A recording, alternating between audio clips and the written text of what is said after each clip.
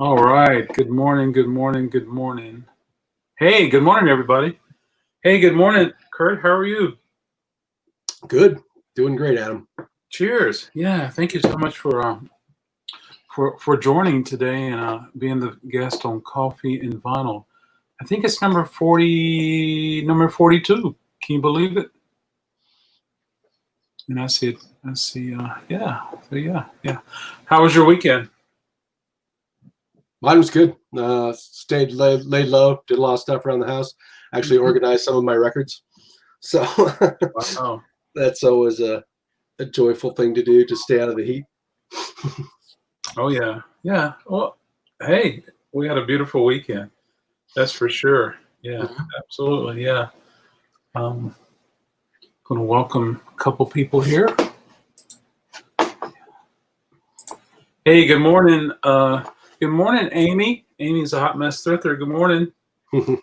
Amy Kirk's with me today. Cheers. She's already got the cheers down already. She's like, cheers. Yeah. So Kurt, wow. Tell us a little bit about your record journey, your vinyl journey. Yeah, I was trying to think about where it all started. I've been collecting records in one way or another for 50 years almost. I mean, not quite that. I'm not quite that old. But it started with buying my own Kiss Alive record when I was like 9 years old, seeing Kiss the next year, and then it's gone crazy from there. Particularly the last 10, 15 years, once I actually had money, I started really avidly collecting a lot of punk, new wave, folk, bluegrass, old country. I run the gamut. So I've got about 6,000 records right now, 1,500 CDs, and probably about 300 7-inches. So it's kind of an addiction. Make it 6,012 because I think I got a dozen records that are heading your way. Hey, good morning, Donald. Cheers. Yep. Yeah, Donald comes from he's from up in Wake Forest. He visits me in the Wake Forest store a lot. So it's always good to hang out there. Cheers, Donald. Good morning. Oh, cool. You got some of those really, you got some records that you can share with us and tease us all and make us drool so early in the morning.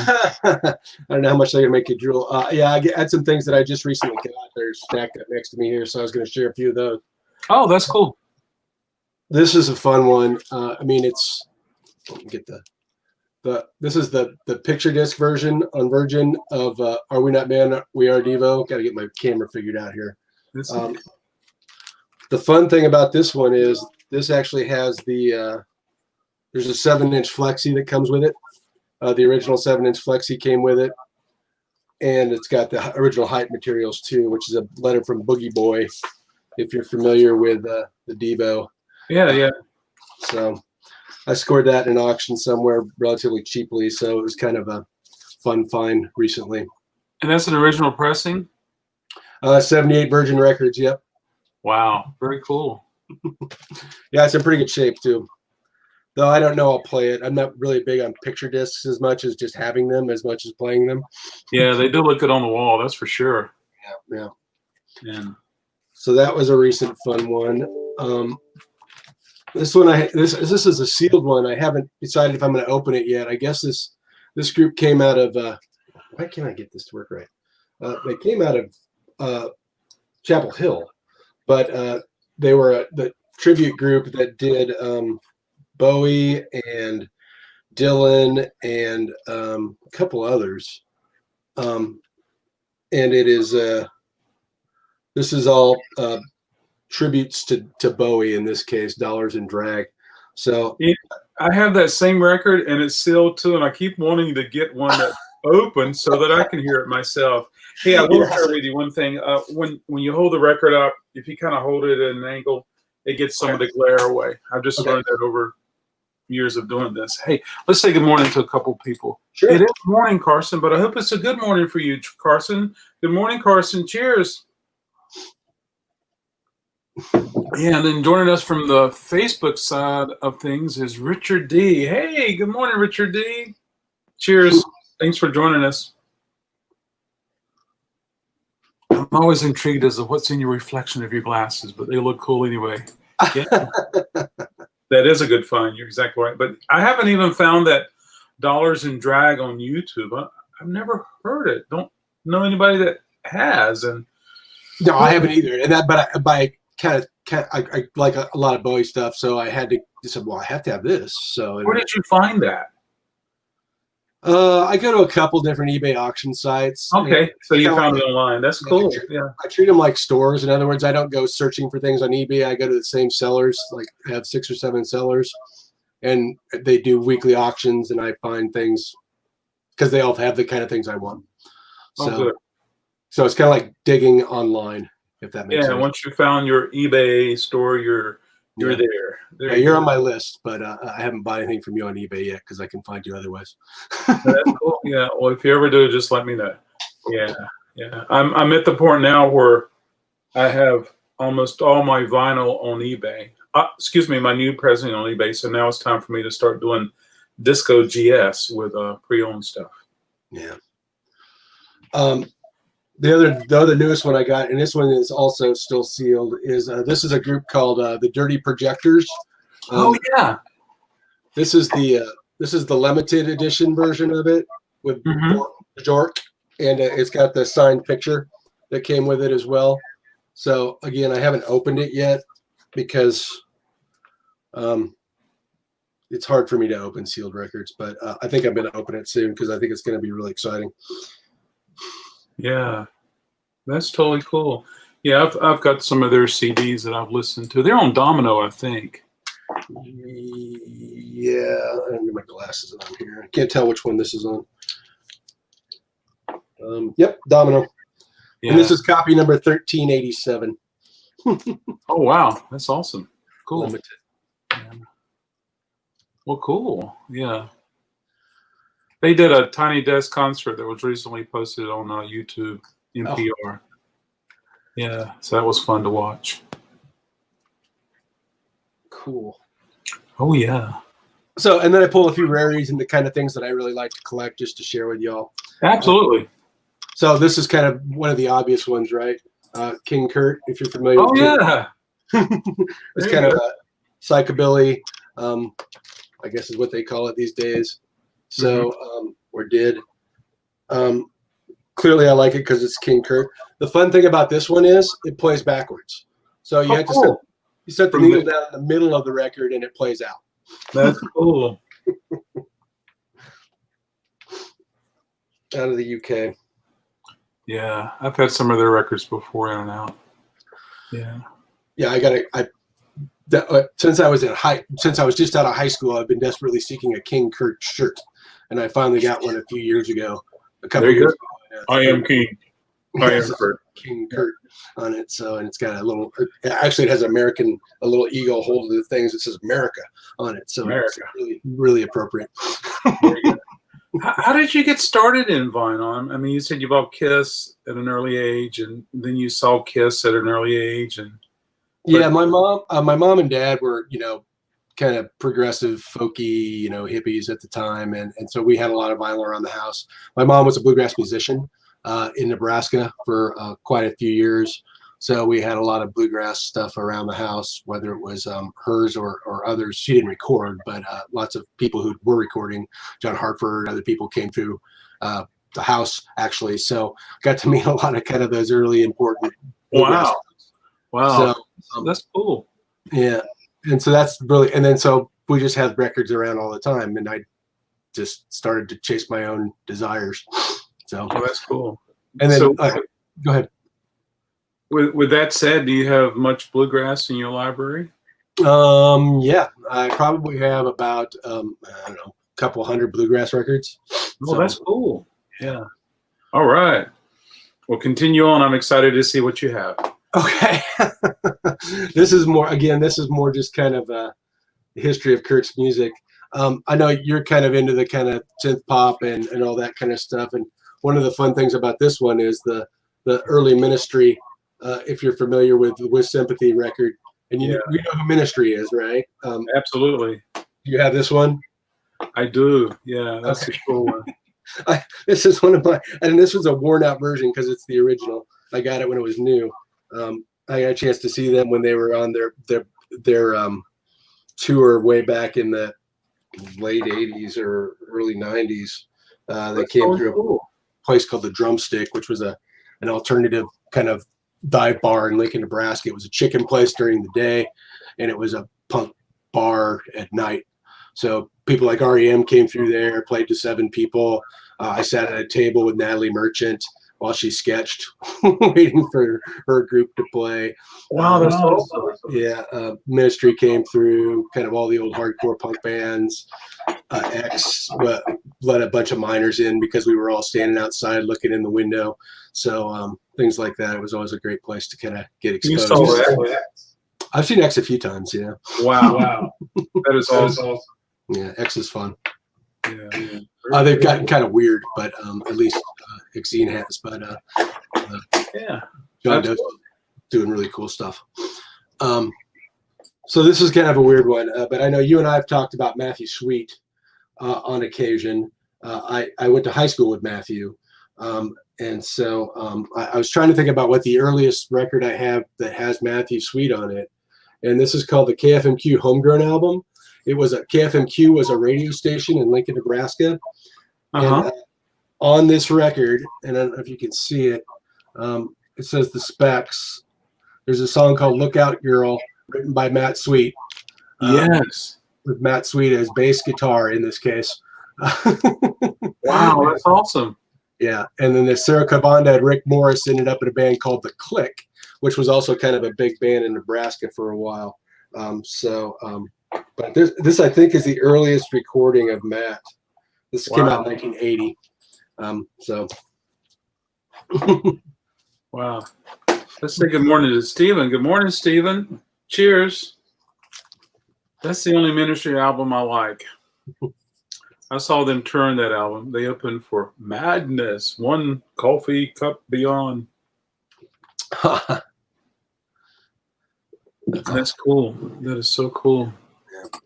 I was a few years late in my music taste, to catch all the bands when they came through. But I was fortunate that I saw a lot of early bands or bands in their infantry. You did radio too, right? I did, yeah. I did that later. So I started with just doing random stuff, and then I did radio about 8 years ago as a volunteer thing. 10 years ago, did a folk show in Central PA, where I tried to play everything but folk music. So, I like that. I like that. Yeah. There's a lot of radio people that are into records today that come through Krate and online and things like that. So yeah, it's awesome. Yeah, fun stuff. Again, this was a band. This is out of a Modern Method Records. If you're familiar with, God, I'm really having trouble with this. November Group. Are you familiar with them? I'm familiar with the name. I don't think I've ever heard their music. It's very kind of synth poppy, dancey. Came out in the late 70s, early 80s. Trying to see if there's a date on it. 82. But they're a band out of Boston that kind of did some kind of really funky stuff. And this is actually a spare copy. I was going to give it to you, Adam, or let you have it. If you're interested. So sure. At no cost. So it's always good discovering music, especially from a time period that I really enjoy music. Yeah. And it's one of the cool things about RecordKrate is I've discovered a lot of stuff and familiarized myself. Hey, Stephen, you chimed in just as I was ending yesterday, so I wasn't ignoring you, but thanks for stopping by last night. And your comment actually popped up when the broadcast had already ended, so sorry we missed you. We had a blast last night, and so we're looking forward to the next one, including now with you being here hanging out with us. The other thing I really like to do a lot is, like I said, is crate dig. So, and I do that by going to like thrift stores and estate sales and all those kind of things that all good crate diggers do. I found this one not too long ago, and I thought I just had to get it for the cover. Gosh, Linda Lou and the Three for All. I don't know if anyone's familiar with this record. You see, let me take the screen off here so you can maybe see it a little better.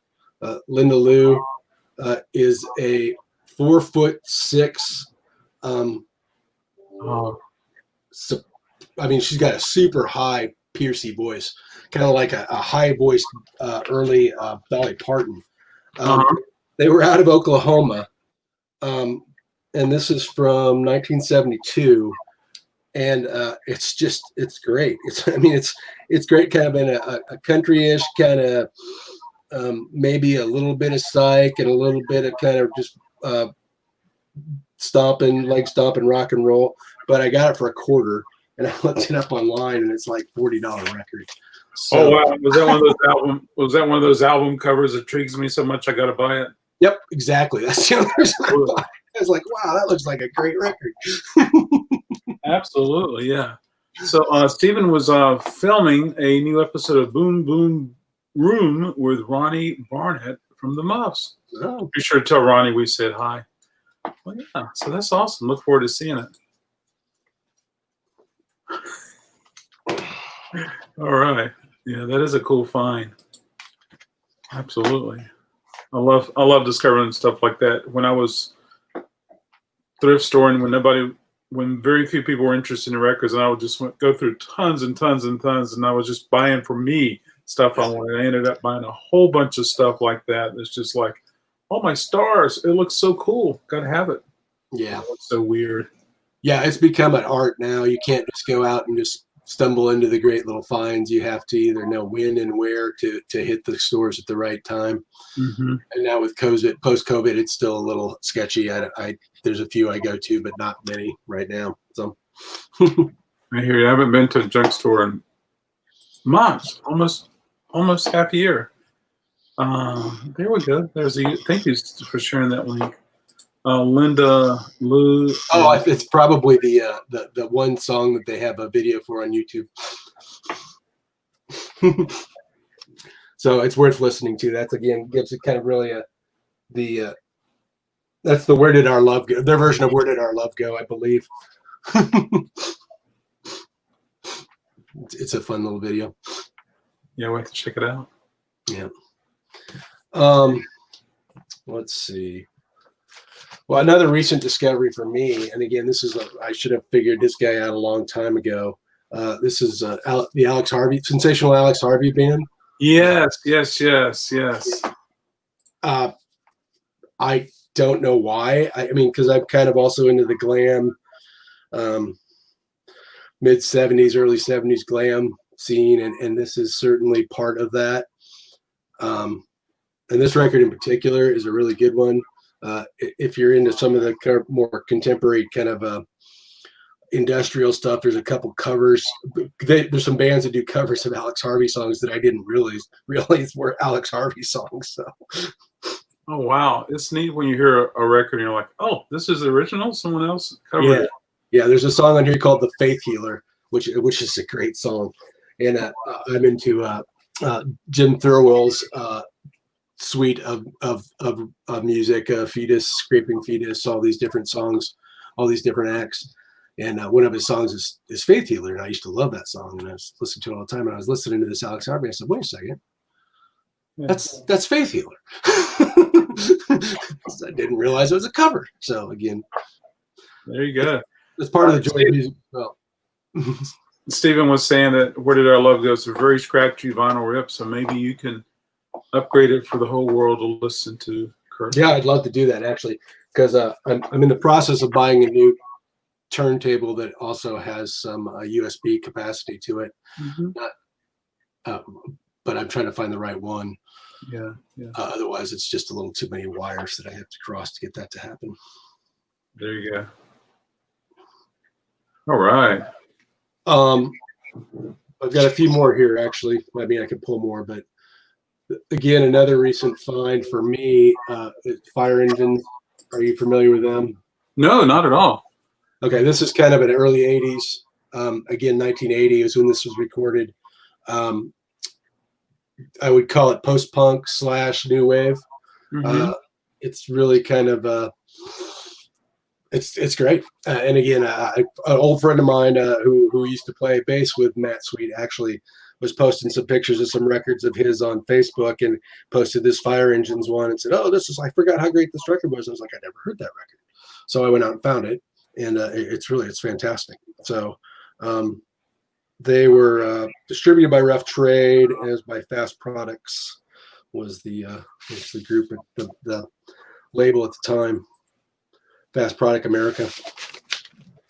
I'm guilty of doing that, discovering something, then just go out and buy it. Gotta have it. Gotta have it. Yeah, I do a little bit too much of that. So stop that at some point. I hear you. This is another example of that. I just really discovered Anthony and the Johnsons. Oh, is it Anthony or Antony? Yes. I don't have mine in front of me, but it's kind of spelled Antony, you're right. Yeah, I love that. Oh my gosh. Yeah. Oh. And it's one of these kind of pandering, gender bending type bands, but the music, it's really amazing. I mean, his voice is kind of just, I wouldn't call it, perfect, but it works so well with the kind of music he's doing. Almost. Absolutely. Is that the record that has Yoko on it? I can't remember which record it is. No, this one does not have Yoko on it. Okay, cool. I have maybe 3 of his records. I'm sorry, I have 3 of her records, and I just love them. They're great. Have you discovered Perfume Genius yet? Familiar with, but no. Our the YouTube chats coming to streamer are very slow today, but Stephen's saying Fire Engines, great Scottish band. Band leader Davy Henderson went on to form Win, W-I-N, and then the Nectarine number 9. Yeah. I didn't know that. They only had a few releases. I've got 2 of the 3 or 4 that they had as Fire Engines. So. Wow, what a wonderful name! Here it is. It comes in a little slow today. But it's okay. It's Monday morning. Everybody's got to get caught up from the weekend. Yeah. Yeah, well, the other kind of, I don't know if it's in the same vein as Anthony and the Johnsons, but I've really become and this is not going to sound like synth pop, but the Psychic TV, Throbbing Gristle, and Genesis Porridge group of records recently. So I've started to really collect a lot of those. Yeah. And Genesis is one of those he, she's, so that it goes by that, or went by that, until he passed away a few weeks ago. And there's also Bjork is on one of the Antony records. Yeah. So a lot of really cool stuff out there. Now that I think about it, maybe some of the records were Anthony. I'm sorry. Yeah, no, I think you might be right. This one in particular is Antony, but I think that some of them have the H in there as well. Caught me off guard this morning, but enough to confuse myself. It's Monday. Won't hold you to it. The last one that I have right now, and again, I can pull some more if needed. Sure. This is my record of this decade right now. This is Nick Cave and the Bad Seeds' new record, Ghosteen, which is, I mean, I'm a huge Nick Cave fan. I mean, I'm actually wearing the shirt as well. And he's an interesting cat, interesting character, of course. I've seen him several times, but this one in particular, if you know Nick Cave's story, is just such a moving record in so many different ways. It's, kind of the second record that he did after his son fell off a cliff and died. So it really has a lot of lament in it, and it's really kind of that kind of melancholy, come to Jesus type music that Nick Cave can sometimes do. That isn't the kind of kill you record that he also kind of does. So very cool. Yeah. Very cool. Yeah. What's that super popular Nick Cave record? Is it Pink? Oh, what was that real popular record in the late 80s that Nick had? I guess define popular, but well, it was just like there was a time in the 80s in so many different circles, people would talk about this Nick Cave record. I'll see if I can get a visual on that. Yeah. But anyway, yeah. It's kind of like a legendary title, legendary record that if you own one Nick Cave record, this is the one to own. Yeah, it seems that each one comes out, that's the one that happens next. Yeah. Which is totally cool. Let's see if I can get a visual on that. But the thing I really like about Nick Cave again is he's had such a diverse and random, in some ways, career. He goes from the birthday party, which is just crazy, screaming Australian punk, to moving all up to melancholy stuff. Absolutely. Yeah. So Carson asked, what do you guys think of Alex Lifeson? I think Alex Lifeson just plays. He's so fluid, and it's just like he's playing, but he's not playing. It's just like it happens. And Alex just slays his wonderful textures, and I think he's so good with playing leads and riffs too. I think he's really cool. So Alex Lifeson from Rush, you're probably a little familiar with him. Kurt? Yeah. Any thoughts on him? Yeah, I guess I'm not as versed on that as you are, but yeah, certainly would agree with knowing that where he's from and what he's been doing. Yeah. And the Pink Moon record is Nick Drake, not Nick Cave. Ah, that is it. Thank you, Donald. Yeah, that's it. Yeah, thank you so much. Because there was a Volkswagen commercial there for a while that had the little Pink Moon song that really kind of got people injected with Nick Drake. I'm getting my names and my colors mixed up today. Yeah, that's totally cool. Yeah. Well, thanks for sharing that, Donald. Yeah, there you go. Rebound. It's okay, Donald. It was me, the big oops. I remembered a lot of things came in together at the same time, and this was what came out. So yeah, there you go. Yeah. It's so neat. How do you learn about new music, Kurt? New records, new music, new bands. I mean, the truth is, I'm an old schooler, right? So, yeah. For me, new is learning about old music. So I'll see something in on one of your shows or an auction or something, and I'll stop and look it up. And I'll say, who is this? What do they do? And they start to look through the history of it, and I listen to some clips, and I say, this is great. I need to get this. New music in terms of what's going on today, I don't listen to a lot of new music. So I'm really kind of rediscovering the things that I should have discovered 20 or 30 years ago versus finding what's going on right now. And that's not discredit to some of the stuff that's going around, because there's actually some really interesting new music coming out that's kind of reminiscent of some of that stuff, that post-punk new wave stuff that I used to listen to. So absolutely, yeah. There is so much good stuff that's just like continuing on. It's just like watching Stranger Things. It's the next movie you didn't see in the 80s that you're seeing now. Yeah. And Stranger Thing sounds like a lost treasure, and it reminds me of a lost treasure. Absolutely. Any record you prefer in particular? Oh my gosh, for me, I could go down the list a long ways. What about you, Kurt? Probably the three ones that I follow the most or try to collect, or maybe four.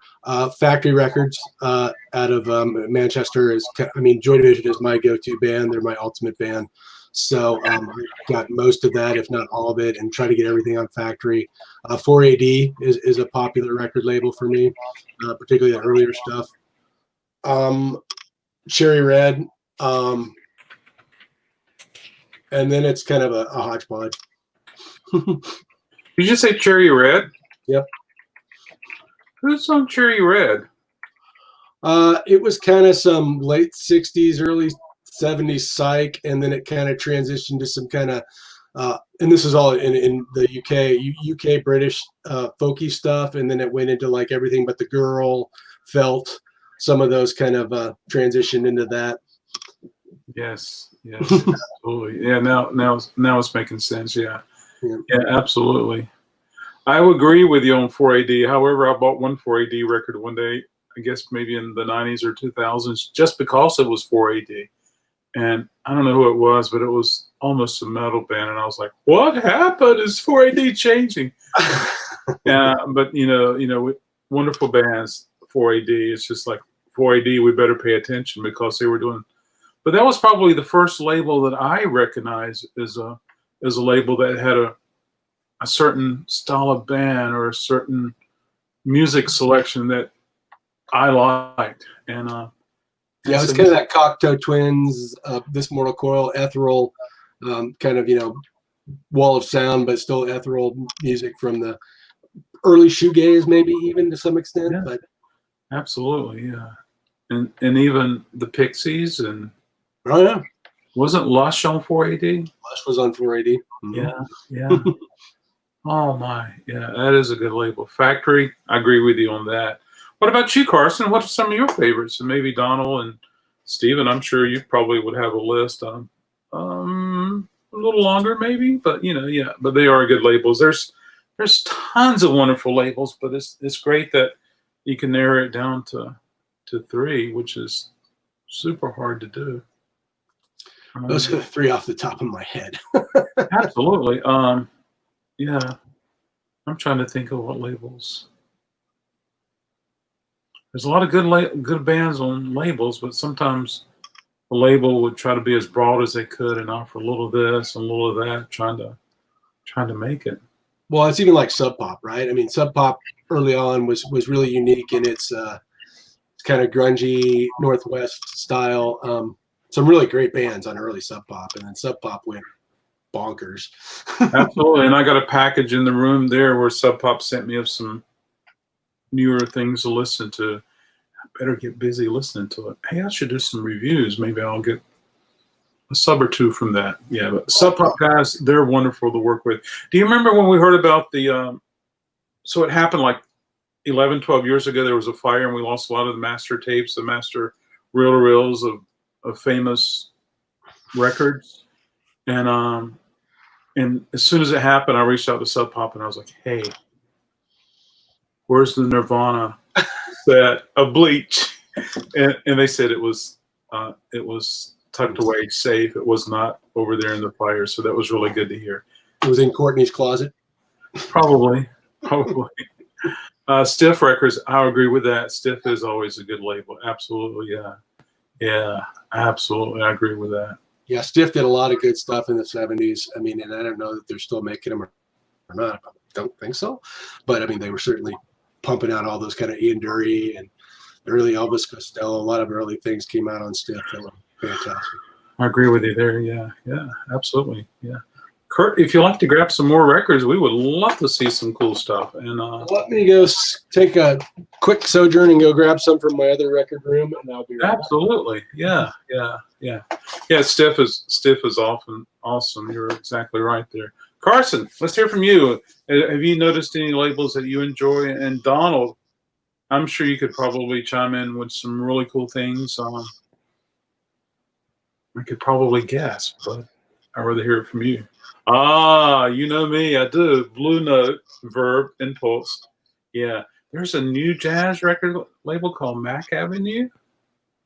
Wow. I'm making notes, folks. I have all this cool stuff to check out. Mac Avenue. Mac Avenue it is.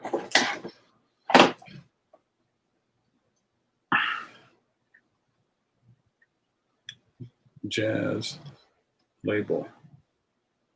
Very cool. It's like when I think of Stiff, it's just like if I see a record that's on Stiff I'm not familiar with, I'm like, whoa, what is this? I better check it out. And yeah. Verb, Blue Note, yes. Impulse. Yeah. And then I like what I've heard from Tone Poets. A Tone Poet series.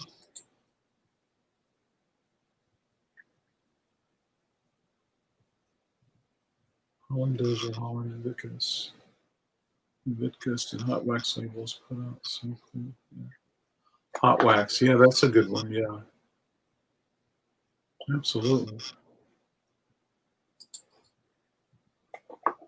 Labels are awesome. I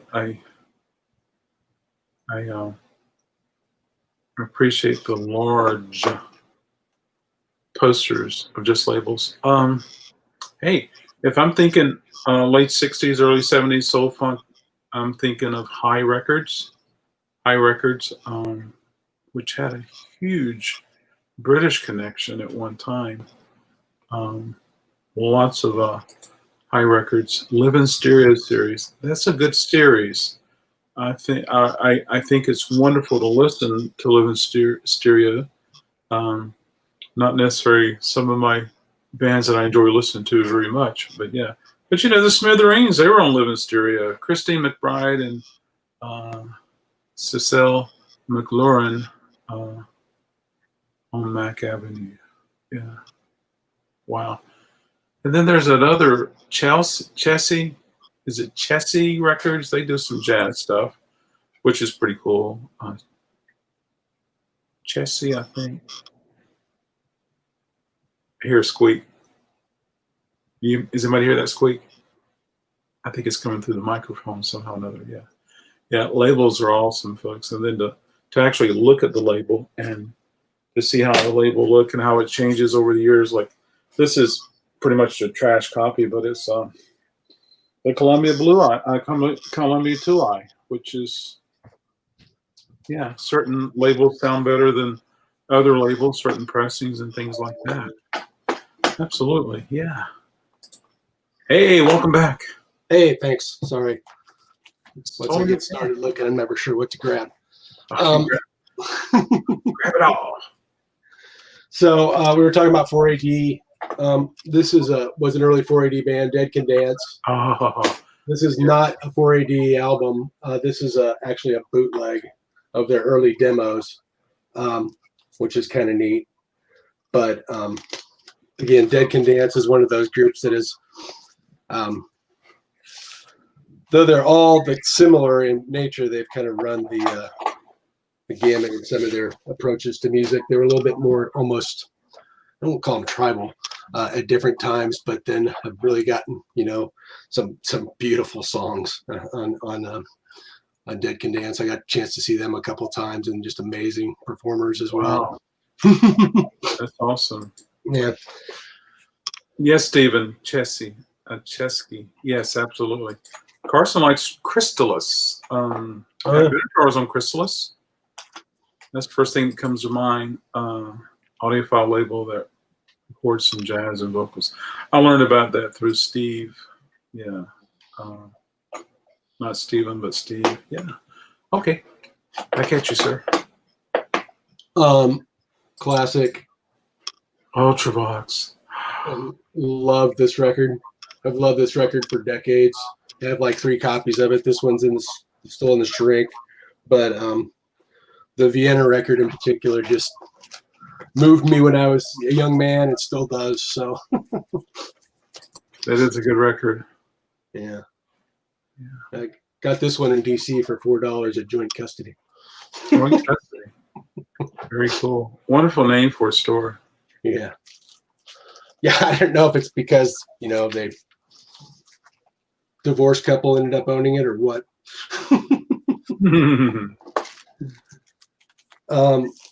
Thinking of labels again, I went and grabbed this Danger House, which was a very early kind of hardcore label out of LA. So it has like X, the Bags Band, Weirdos, Deadbeat Avengers, all the kind of very early X stuff came out on Danger House. I don't think this is actually. Oh, it is on Danger House. I was just say it's released by Frontier though. So Danger House didn't last very long, but they had a lot of really interesting early stuff. Absolutely. There you go. Midge's top favorite vocalist of all time. Good voice. Yeah. Yeah, Midge is great. Carson says the audiophile repress labels are great too, like Analog Productions, MoFi, Tone Poet, Rhino, and Speakers Corner. Yeah, absolutely. There's a lot of those, Carson. There's a lot of those labels. Yeah, Rhino puts out some interesting stuff. I mean, not necessarily just the audiophile. I mean, they re-release a lot of interesting things, and They do, yeah. And I've every Rhino as of late, in the last 4 years, I would say every Rhino I've listened to that's been pressed in the last 4 years sound great. They do a wonderful job And with I their don't know mastering.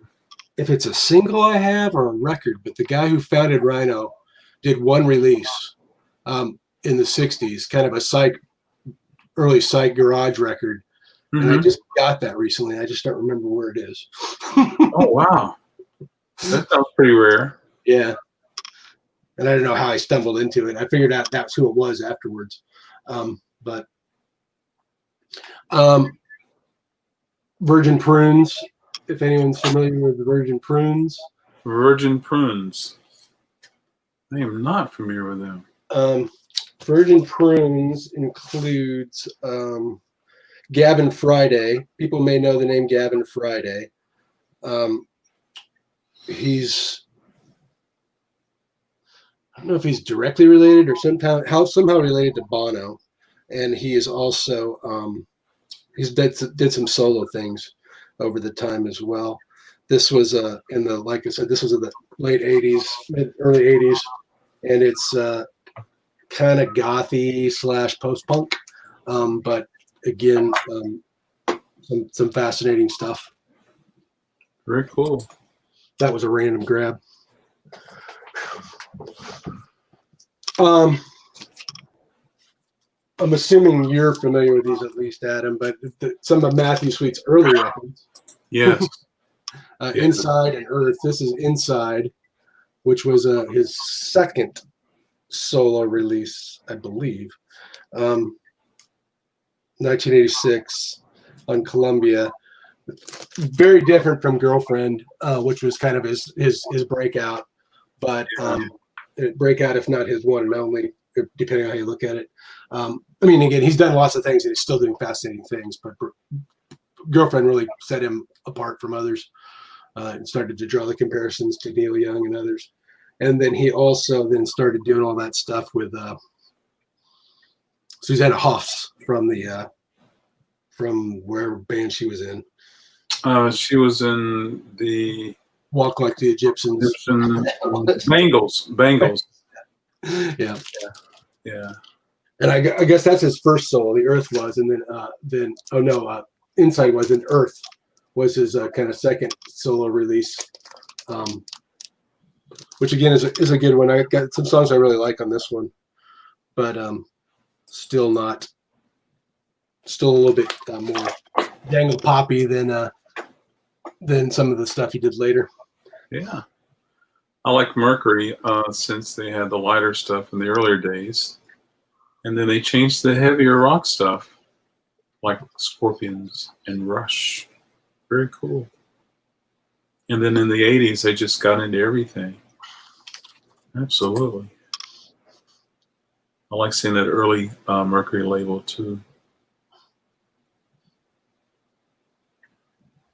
All right. Well, I got one more here. And this is a sealed copy of one of three that I have. Again, this is a local favorite in Nebraska at the time. This is called the band is Power of the Spoken Word. It's called Language of a Dying Breed, and it was released in 1984. And this was kind of the precursor to kind of speed metal, death metal. That was and I knew two of the cats in this band pretty well. They're both dead. But nonetheless, they were into some really crazy, weird stuff. But the music was really kind of cutting edge at the time, and it still plays well. I mean, not just in terms of a record. If you listen to it, if you get a chance to, Power of the Spoken Word, Language of a Dying Breed. I think there's some on YouTube. Is really kind of interesting stuff. Very cool. Hey, would you mind telling us a little bit about how you keep your record library organized and categorized and things like that? Sure. Anything as far as art, I'm probably not the right person to ask because the first thing I want to think about is that's the first thing that comes to mind, Carson. So I would think that I would say that he's very successful in the fact that he's been in the band for so long, and as a group, they feel that he's still an important part. So I don't know. Kurt, any thoughts from you?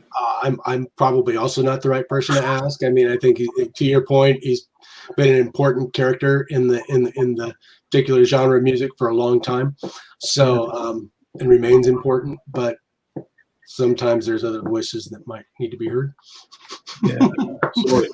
Carson, I'd rather hear what you have to say about him. So let's get your butt up here on Coffee and Vinyl one day, and let's talk about some of the records and stuff that you enjoy. I would love to learn a little more about your perspective of him. I can say he's a good drummer of all the music I've heard that he plays on. Yeah, I would say that I don't know if it was him or the engineer, but drum miking kind of changed when he came around. So our drums sounds on record is a little different in that respect. Yeah. But thanks, Carson, for challenging me and with that. So organizationally, Adam, I mean, it's taken me a long time to get where I am, and I'm still not happy. But the way that I organize my records and on my vinyl is both online. I have all my records cataloged in Discogs just for purposes of having it somewhere, and then I pull that down in Excel about every 3 months, just so I make sure I have it somewhere else, just so I know the different all the information that I need to know if it gets burned in a fire or something. Who knows? The other piece is I organize things roughly by genre, and then alphabetically by genre in terms of that. Now I don't do alphabetically by year by genre. So I mean, people go really extremes, but I just try to keep everything where I can find it relatively easily. Yeah. So if I'm looking for a ministry record, I'm not looking in the middle of the Sisters of Mercy records. So just different, basic alphabetical. But then, so I'm not looking, and so my wife doesn't necessarily like to look at any of my punk or new wave or industrial stuff. So she knows where the bluegrass is, she knows where the country is, she knows where the folk is, she knows where the rock is. So we also have it kind of categorized like that. And then behind me actually is all my classical R&B and soundtracks. So the rest of them are all in another room somewhere. So Are most of your records stored in a shelving system like is behind you now?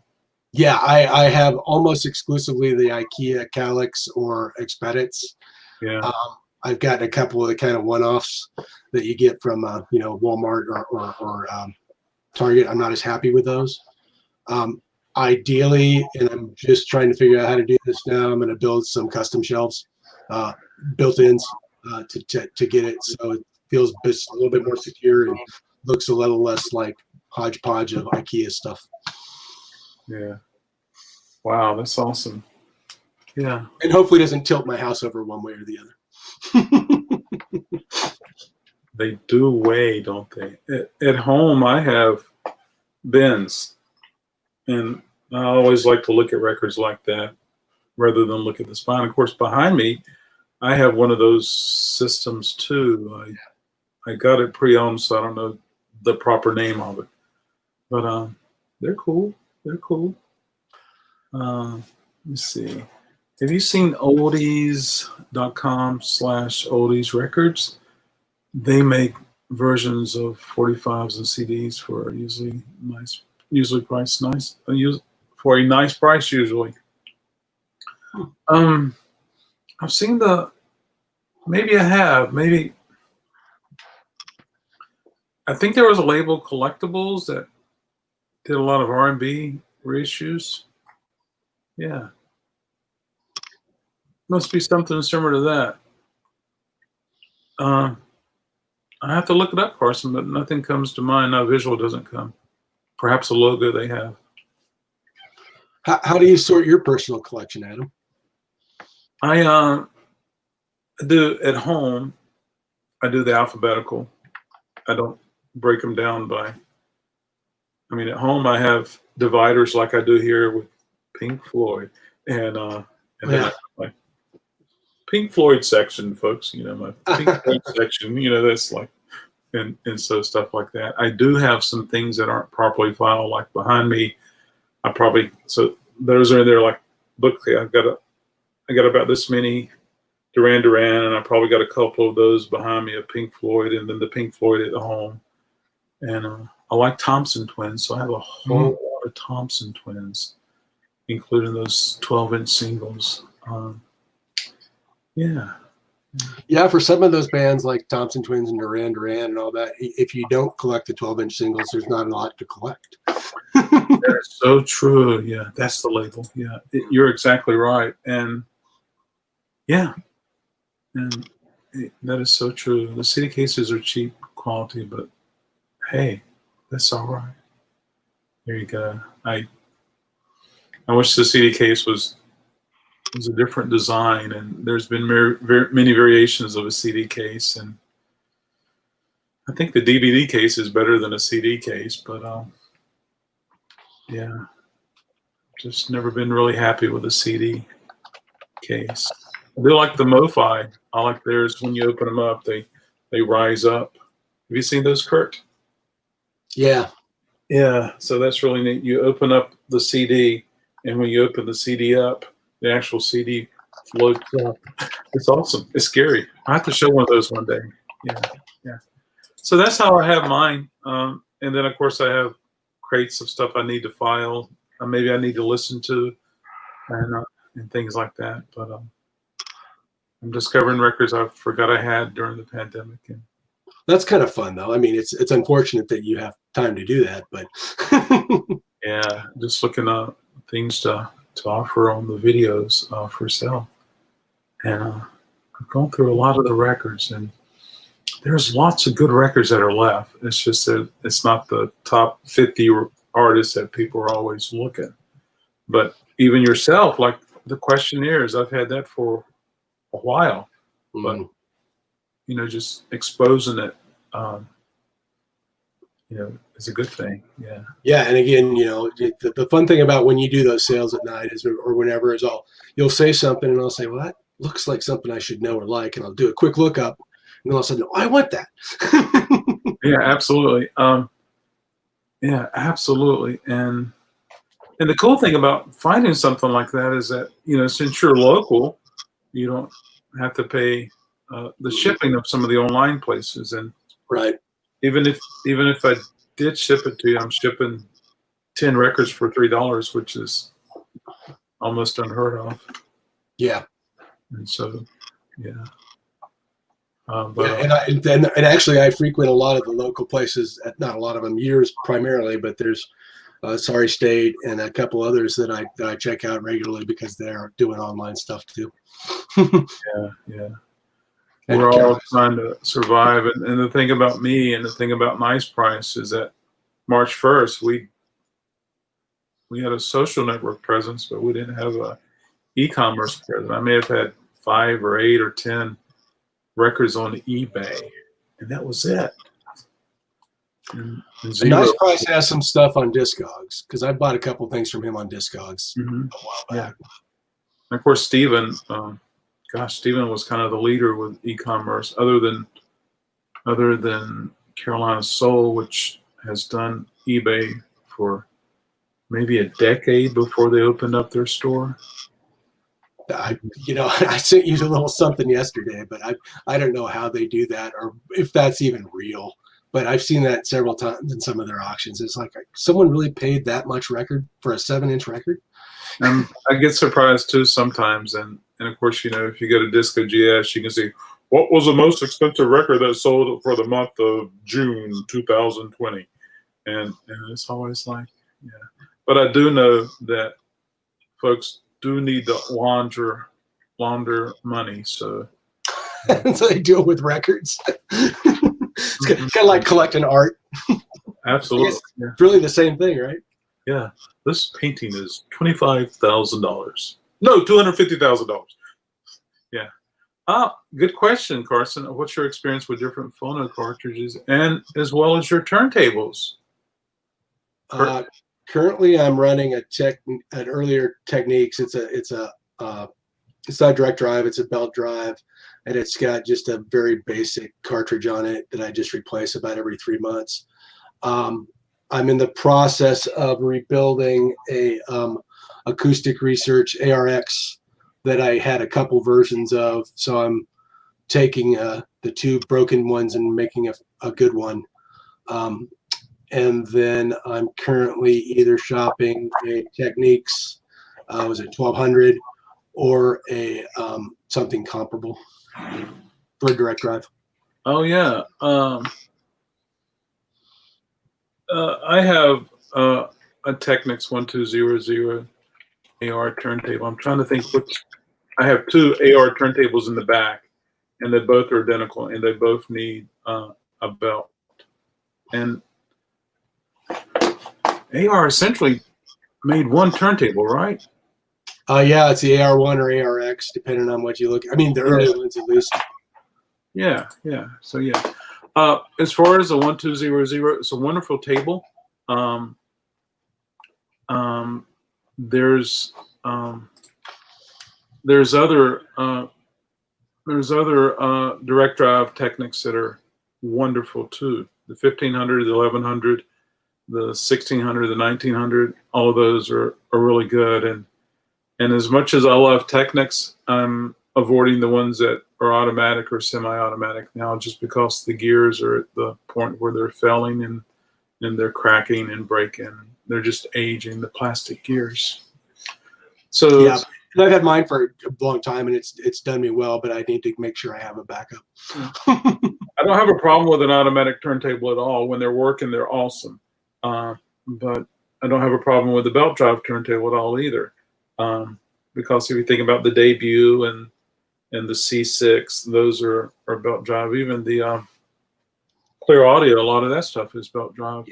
Yeah, but, it's just that the vintage ones now that are automatic, the little gears are breaking. So getting a direct drive Technics is a smart move now. It really is. There's less things that can fail, and they last much longer. So yeah. Yeah, I know Audio Technica has one that's similar to, but it's a cheaper model. I don't know if you know anything about that one, but I've looked at that as kind of a lower cost alternative. But I understand that they can be a little difficult to properly set up, and okay. people usually just says, "Okay, that's good enough."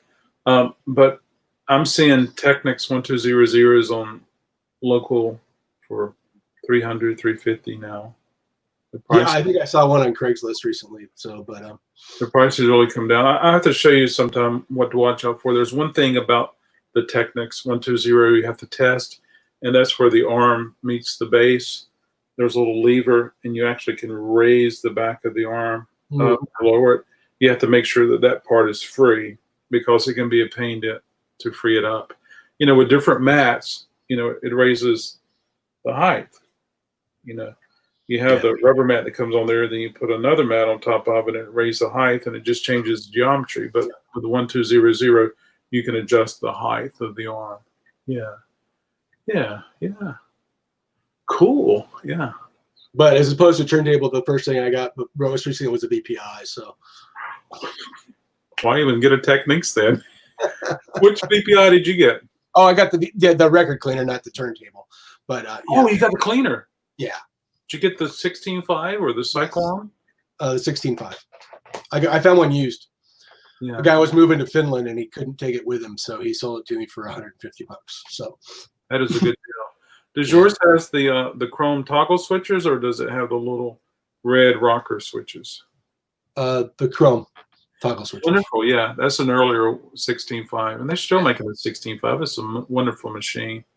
I have 3 VPIs, one for every score.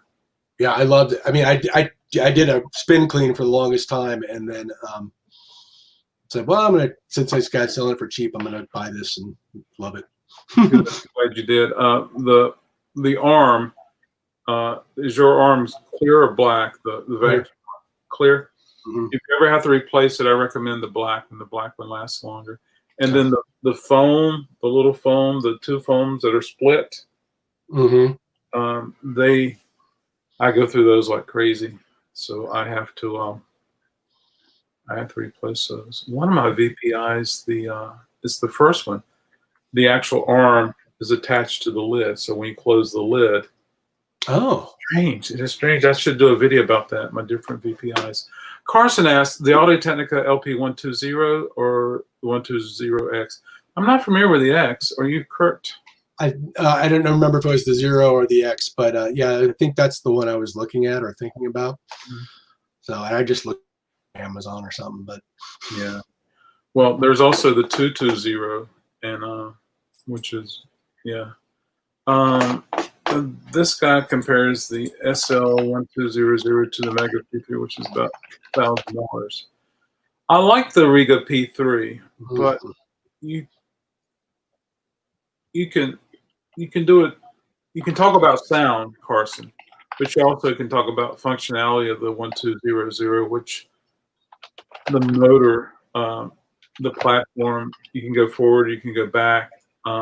You can put it in a neutral speed. You can turn it off. You can turn it on. Just the whole way it works. If you can, if you have a 1200, you can play an RS3 record on that turntable. And a lot of tables will not go all the way to the center. And 1200 is a solid machine. Yeah. Oh, okay, that's good to know. Thanks. Yeah, yeah. Well, hey, thank you so much, Kurt, for sharing your knowledge. my pleasure. I like to have you back another time and talk about more stuff. Sure. Show more records and cool things like that. Yeah. Yeah. Yeah, I'll do a deeper dive and find some really rare gems next time. Well, you show some incredibly wonderful records, and I appreciate you sharing that. I'm always eager to learn more about things. Yeah. But thank you so much. Thanks everybody for stopping by today. I really appreciate it. And if you're watching the replay, cheers. All right. Take care, everybody. See you tomorrow. Bye.